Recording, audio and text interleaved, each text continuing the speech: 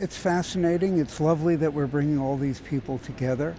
I think that there's sometimes an excess of optimism about such technologies. Not every app is useful.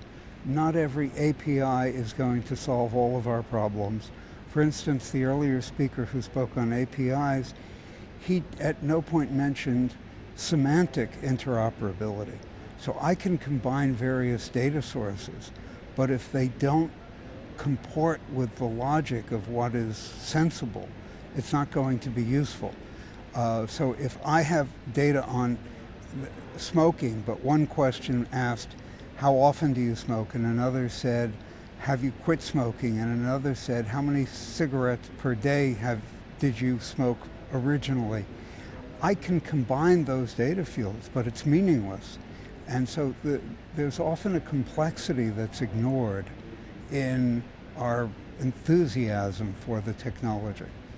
If we don't have standards for what congestive heart failure is, or for exactly how we're going to measure heart rates or something like that, combining the data and learning from the data, taking that vast ocean of data from all the people in the UK and combining it so that we can learn so much, we're going to miss out all of that, and we're not going to improve medicine the way we could. We could jumpstart medicine 20 years if we could mine all the data, but if they are all collected in different ways, it's a Tower of Babel.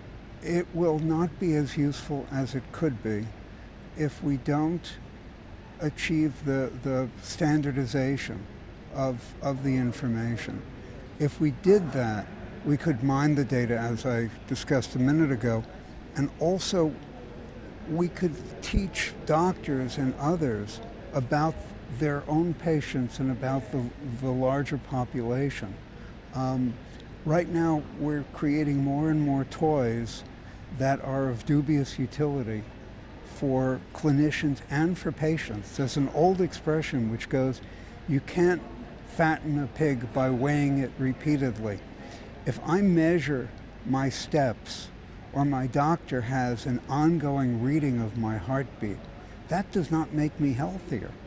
There has to be a change, and you have to be able to do something with those data. If the doctor is inundated by thousands of patients' heartbeat information, who the heck is going to have the time to even look at it, no less treat patients?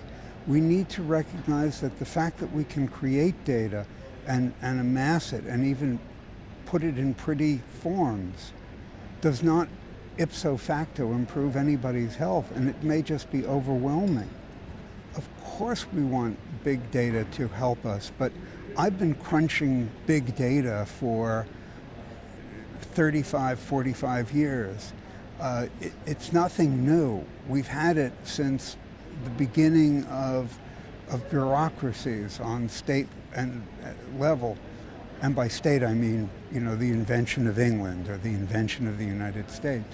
To some degree, big data is like the Molière character in the Bourgeois Gentilhomme, who says, if this be prose, I've been speaking it for years. Well, we've had big data and we've been analyzing it.